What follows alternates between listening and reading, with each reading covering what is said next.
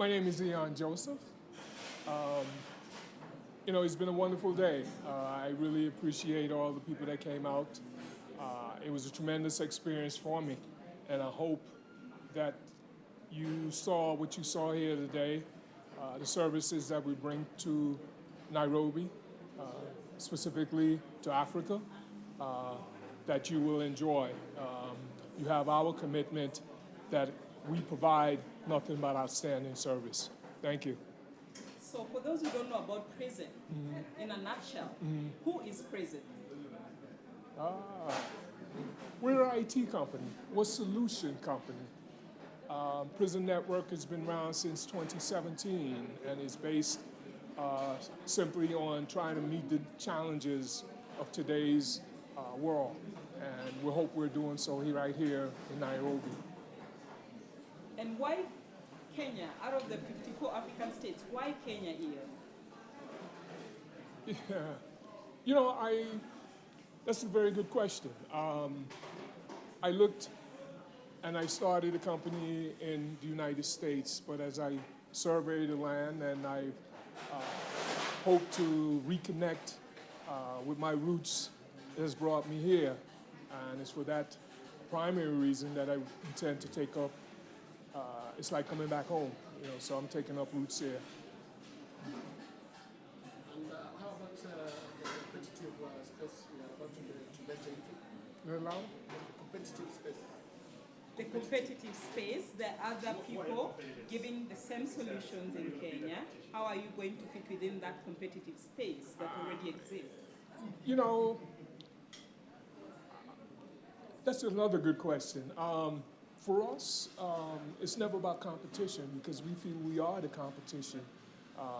What we bring is products, services that's outstanding, and we look forward. When you drive in a Mercedes or BMW, Jaguar, whatever it is, you don't worry about the competition.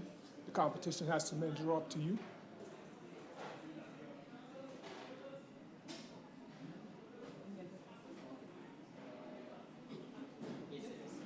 I know you said that PRISM is actually also founded on the roots of veterans, and that one is actually premised from the United States. So how do you plan to marry that into the Kenyan culture so that to boost PRISM within Kenya? Well, when you look around at my team, the sales teams that are here, they're all Africans. They're all from here, Nigeria. So the roots are here. And so the expectation has already been set. The people that are here, part of our team, is familiar with the landscape.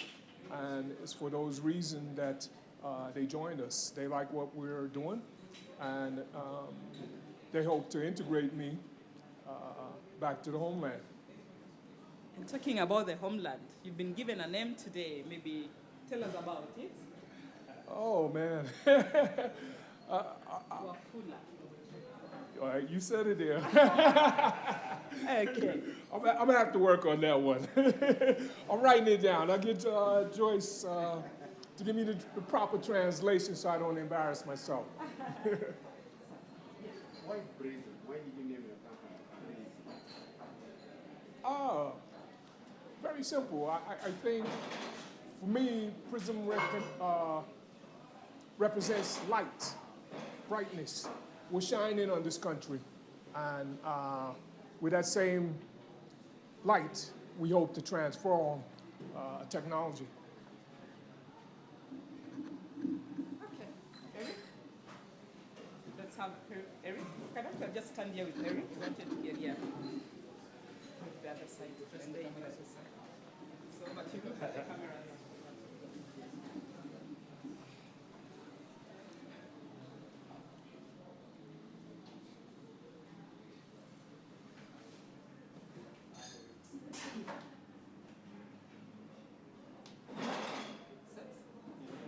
Okay.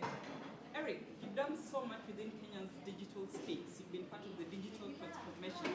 PRISM today, they've just launched in Kenya. For someone who already understands this market, how does PRISM fit within an already existing competitive market?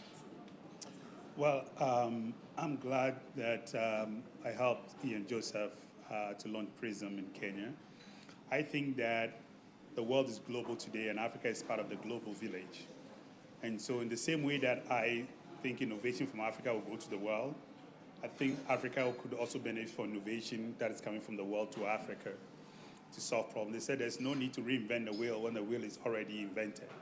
And so in this case, PRISM represents solutions and products that have been developed in the US that we could leverage here in Africa.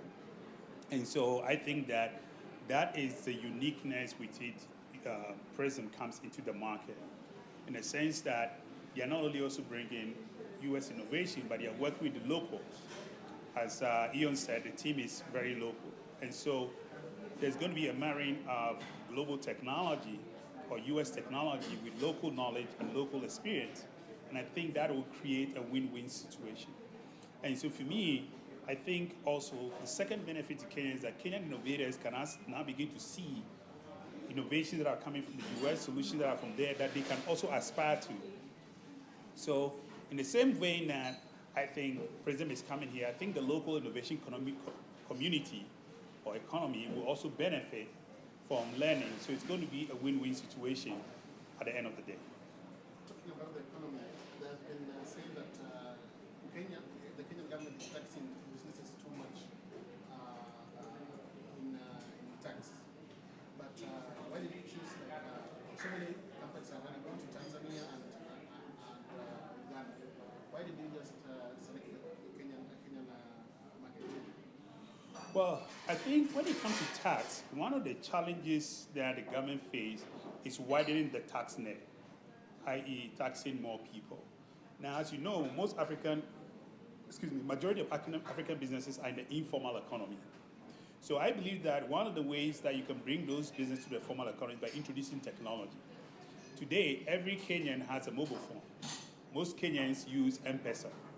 So if you can give them additional tools, they can now come from that informal economy into the formal economy, where they can have tools that helps them to manage their business, create inventory, prepare their financials, be able to audit their companies, and by doing that, you can now tax them.